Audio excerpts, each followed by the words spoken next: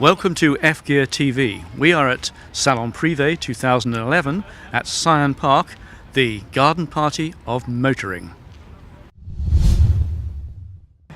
This is Jaguar's latest. It's the XKR-S. It's the 550 brake horsepower version of the XKR. And this is one exciting motorcar. I know that because I was driving one recently for several hundred miles in the Algarve. I can't tell you how quickly I went. It's unprintable, but it's seriously good car. It's exciting, it feels superb. Even at high speeds, the aero works so well. It's totally stable, very firm on the road. In every way, tremendous motorcar. I think this is one of the great Jaguar sports cars, and it is a sports car. We are now at Morgan, and this is something different, not totally different of course from Morgan, because they produced three-wheelers many years ago, but it's something very different now, and tell us about it if you would. Yeah, certainly. It's, as you say, 101 years ago they made the Morgan three-wheeler. They thought it was about time they brought it back, so this is it. It's a Morgan three-wheeler, goes into production pretty much as we speak. It's got a big V-twin, 1910cc. It's called an S&S engine. It's belt driven down through the back wheels. Car weighs 450 kilos, 0 to 60 is about 4 seconds. Fantastic sound, just a lot of fun really. A bit a strange concept in this day and age, but yeah, we've done. It came out, it launched at Geneva. This was the Geneva launch car. Morgans initially thought they might sell 250 of them. Nobody's really driven one yet, and I believe at last count they've got 480 orders for it. So I can't wait to get my demo. That's extraordinary. It is. Yeah, well, something very different, but then Morgan have always been very different. Well, Charles Morgan's a bit of a character, and you know, he's got a young design team around him, and they're producing all sorts of concept cars, and they did the Aeromax, which was a success, and from there they've done the Super Sport. The classics are going very well. And this is just breathed a new lease of life into it. And production is up now on what it always used to be for many years? Yes, I mean they're hoping to produce 10 of these a week, which unfortunately is not enough for us as dealers. We would like more, but unfortunately some of the guys up at the factory have to sleep at some stage. I don't understand it myself, but it's not on, is it really? It's not on really. Not on. No. Never mind. If we can start a night shift, we can. Well, a lot of the constraints. A lot of it is down through the paint shop, and they're actually looking to double shift in the paint shop so that we can get more cars out to customers. So, good stuff. Great fun. Very interesting and different. Thank you. It is. You're welcome. So, Peter, what have you brought today? Today we're here, first time at Syon Park, of course, with 3 models. We're displaying 2 of our short wheelbase cars, the Seat La Violette, the coupes, and we're displaying the new car, the Seat Aileron. The Seat Aileron, the main difference with the short wheelbase models is that we now currently house an automatic gearbox. That gearbox, of course, was important for markets such as China, Russia, the States, also the Middle East. And how are you finding business? It's going quite well actually. Here in the UK the brand has been very strong, the marketing has been very good, so I must say a lot of British people, they love Spyker. They've seen more and more Spykers on the road, which certainly helps. These type of cars, obviously, most of the times they are purchased as add-ons to a certain collection of the customer, which unfortunately also means that you don't see them that much in the flesh, in the wild. But more and more cars being delivered on the road means, fortunately, also more cars that we can enjoy seeing them. Tiff Needell, the interviewer being interviewed. What brings you to Salon Prive? I'm having some fun on a racing simulator with some American Express clients, so having fun, but I just have fun coming to Salon Prive anyway. It's a wonderful event and it's fantastic to see so many brilliant cars, and especially for me there's this group of the Porsche 956, 962s, which of course I raced many times at Le Mans, and none of my cars are there, which is a bit frustrating, Really? but they're fabulous machines. Absolutely. On the simulator, did you win? Of course I win. I set the fastest time and guests had to try and get near me. Terrific. And anything particularly stand out amongst the cars? I haven't much time to look around, unfortunately, because I've been rushing around this. But as I said, really, those racing Porsches, that's enough for me straight away. They're brilliant. And there's so much more. That's just the first thing I saw that I fell in love with, and it's a brilliant event. The Venom GT is a bespoke car that we build. It's based off of the Lotus Exige.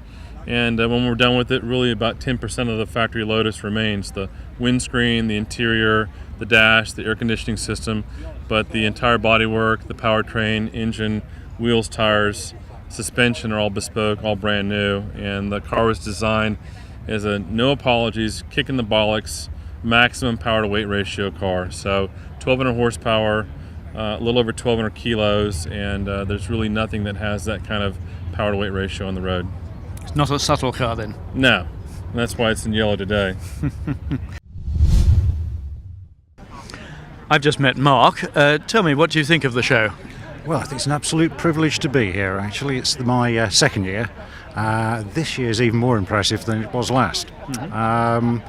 We're just around here with the Lamborghini stand, and extremely impressive with the new Aventador. Absolutely superb vehicle. Jensen Interceptor. I seem to have seen this before. Since in 1976, yes.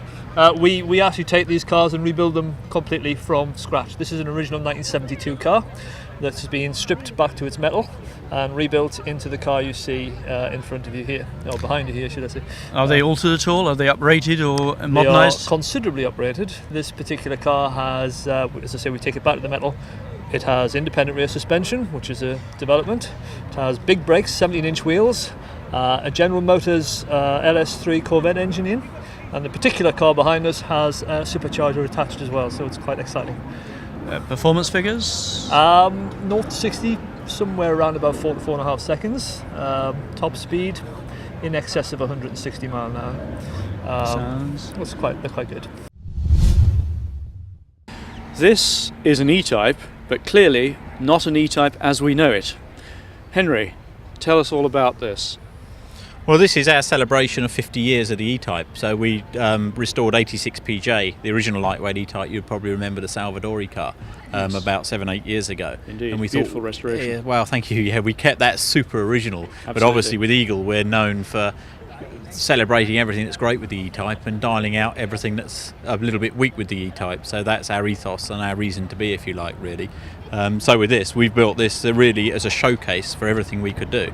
And we've used the idea of the lightweight with the aluminium body, a fuel injected, alloy blocked, 5-speed gearbox engine, 5-speed gearbox engine with a 5-speed box. Yes. We've literally built this as a lightweight spec, so we were down to 1,008 kilos, so it's an amazing car with virtually the same power to weight ratio as a 911 turbo. I have very fond memories of owning an Aston Martin DBS V8 many, many years ago, but this one is something rather special. Please tell me about it. Well, this is a very early DBS. It's actually a 6-cylinder DBS. Essentially the same engine as in the DB6 Yes. before. But to all appearances, it's a DBS V8. It fooled me. There's a very good reason for that. It has the DBS V8 wheels and badging. The reason for that is that the car was used in a TV series called The Persuaders, which I'm sure you remember, and people watching this will remember. Filmed in 1971 and 72, starring Roger Moore and Tony Curtis. Yes. And the makers of that TV series, ITC, approached Aston Martin to see if they could provide a car suitable for the character Lord Brett Sinclair, played by Sir Roger Moore. And Aston were delighted to provide this vehicle. They badged it and provided it as a DBS V8. In fact, it's a 6-cylinder car, so it's wearing makeup as such. And they managed to acquire the permission of Billy Smart, the circus owner, to use his number plate, BS1, for Brett Sinclair to use. And that's how the choice of car came about. And the production, the executive in charge of production, Johnny Goodman, picked up the car from the Aston Martin factory and drove it to the south of France for the start of filming. And they made 24 episodes, and it was the most expensive TV series ever filmed at that time. Each episode costing £1 million. Really? And it's a serious amount in those days. Yeah, it was all filmed in proper 35mm film, and a very beautiful TV series. We are now on the Land Rover stand, and I'm talking to Andy Porter, Product Manager UK. You've got a fine array of vehicles on the stand here today. Talk us through it, if you would, including the new baby Range Rover. Well, yes, the most important car for our launch this year is the Range Rover Evoque, which is our new small Range Rover model, and now goes alongside the Range Rover Sport and the larger Range Rover models. It's a whole new vehicle concept for Land Rover, the Range Rover Evoque. It's certainly the smallest vehicle, the smallest Range Rover we've ever done. Also the most fuel efficient Range Rover to date as well, with a CO2 of 129 grams, which is the lowest we've ever done. We're trying to really appeal to a new customer with this vehicle, drawing new people into the brand. So I think we see it appealing to people who've maybe not considered our vehicles before. It's certainly more car-like, but actually on the interior and on the exterior there's the usual kind of Range Rover qualities. So you're getting a lot of kind of Range Rover qualities in a very small package of a vehicle. And what else? You've got the traditional larger Range Rover? Yep. The Range Rover 11 model year continues, and that is with a TDV8 4.4. Which is again the most powerful to date in diesel form, but actually achieves over 30 miles per gallon in terms of combined fuel economy. So it's a really good kind of overall package between the two now. And in spite of the cost of fuel today and all the green issues, demand is still strong? Demand is incredibly strong right now all over the world. We're doing incredibly well in markets like China, Russia, also Brazil as well as obviously back here in the UK. And you know, we just had our record ever March as well, not only in the UK but in 1 month, but also in the world as well. So it's an incredible time for the business right now, with also incredible investment into new products and people as well. So it's an incredibly exciting time to be part of the Land Rover brand. Well, you're sitting in the latest Rolls-Royce. You seem to be missing your chauffeur, but how's it feel sitting? It is a beautiful place to be. It really is. Even if you're not driving, this is just such a beautiful place to be sitting. It doesn't matter, you're not going anywhere. Do you think you'll be ordering one? Unfortunately not. A little bit beyond my packet, but no. If I ever win the lottery, this would be the car I'd buy, because it's just a beautiful place to be. So you're having a good day? Beautiful day. I mean, the sun's come out now, the rain's stopped. Yeah, no, I'm having a fantastic day. Thank you very much. For many people, the star of the show is the Lamborghini Aventador, provided by Lamborghini London. Now, Bruce, it's very striking in appearance, but apart from the appearance, what makes this car so special? Well, there are quite a few things. First of all, the price point is quite revolutionary. It's £250,000 before extra equipment, which, taking into account the performance of the car, its weight, there's no competition really. 700 brake horsepower, these are the bare statistics, just over 1,500 kilos in weight, providing absolutely phenomenal performance. In addition to that, there's a carbon fibre monocoque, which is a first again for Lamborghini, created in-house. And so we've got this incredible rigidity in the body shell. So the sum of all these parts is something which really no other manufacturer has an answer to at this moment in time. We're now with Mercedes-Benz, and I'm talking to Nigel. We have the distinctive gull-wing doors behind us. This is? We have indeed. This particular one is the SLS AMG. So this is a relatively new model we've just introduced. This is a 572 horsepower supercar. So we thought this was a good opportunity to showcase this particular model. We've also brought the latest CLS 63 AMG, which is the new bi-turbo engine. So that's attracting quite a bit of attention. And we've also brought one of our Maybachs, which this particular model is the 57S, so that's the high performance version, and I think having it in white has attracted quite a lot of attention. And what do you think of the venue and atmosphere here now at Syon Park? I think it's fantastic. It's quite different. It's more relaxed than I think previous years. It's more open, and I think the response from clients already is far better. So we're thrilled with the response thus far. I'm with Peter Boutwood, Managing Director of Noble, and behind we have the magnificent latest model. What makes this car so special, Peter? Well, I suppose the thing that really stands out is the fact that it's analogue rather than digital.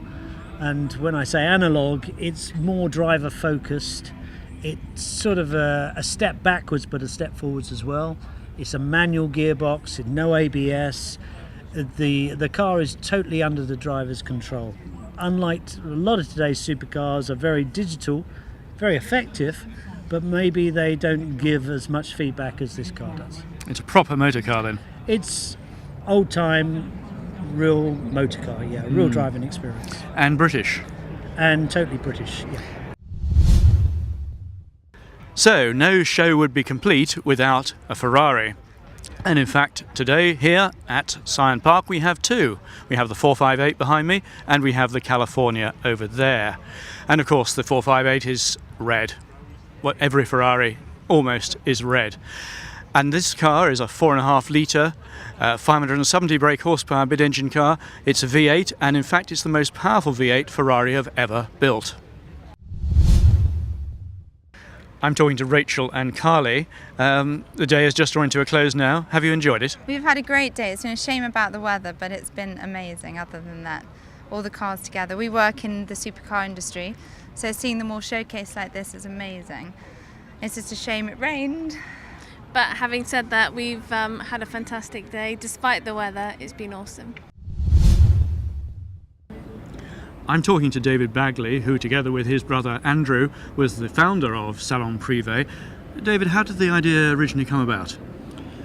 Basically, I've been sort of involved in motor exhibitions now for many years, in Russia, in Czech Republic, all over the world, and been a complete car nut and petrol head since I was a kid, going to the NEC Motor Show with my dad and my brother, and went through the big auto salons out in Russia and everywhere, as I just mentioned, and then launched a show down in Monaco, supercar show in Monaco, and then really wanted to create something quite unique in the UK that was a relaxing sort of garden party environment where we could display all of the manufacturers' top cars to guests that owned them and were looking to buy and add to collections. So rather than the mad stampede of a motor show, we wanted something that was a lot more relaxing and a lot more conducive to people having some good quality networking time with each other. The right crowd and no crowding, as the phrase has it from the past. Absolutely that, yeah. We live by that one. And how many years have you been going now? This is year 6. Right. And it's Year developed 6. well, hasn't it? You started off at the Hurlingham, yeah, and now you've moved to Syon Park. Yeah, it's our 6th year. We've moved to Syon Park now. I mean, the reason for the move is that last year we reached our capacity in terms of guest numbers each day. So we had roughly 1,200 guests every day and simply couldn't cater for any more. And there were various other restrictions in terms of space as well. And, we wanted to develop the event and we literally took it as far as we could at the Hurlingham. So we moved to Syon. It's only 7 miles from London, so very easily accessible. And the additional space that we now have has allowed us to expand the concours. We've been able to increase the number of manufacturer brands as well. And also, of course, we have the RM auction, which is a great addition to our event. And it's allowed us to increase the visitor numbers as well in terms of what we can cater for. And I think last count our numbers are now about 20% up on last year as well, so up in excess of about 5,500 guests coming this year. Well, that's very positive indeed, especially in the current climate, and certainly everybody we've spoken to has been very positive indeed. You're happy with the new venue and day one? We're thrilled. I mean, today it was our first day and we had a bit of rain around midday, but we're an open event, and it's a UK event, something we expect, and I'm told, I hope, fingers crossed, the weather says that we have 2 good days coming. But in spite of the weather, it seems that everyone's had a great time. The manufacturers are all meeting some great people.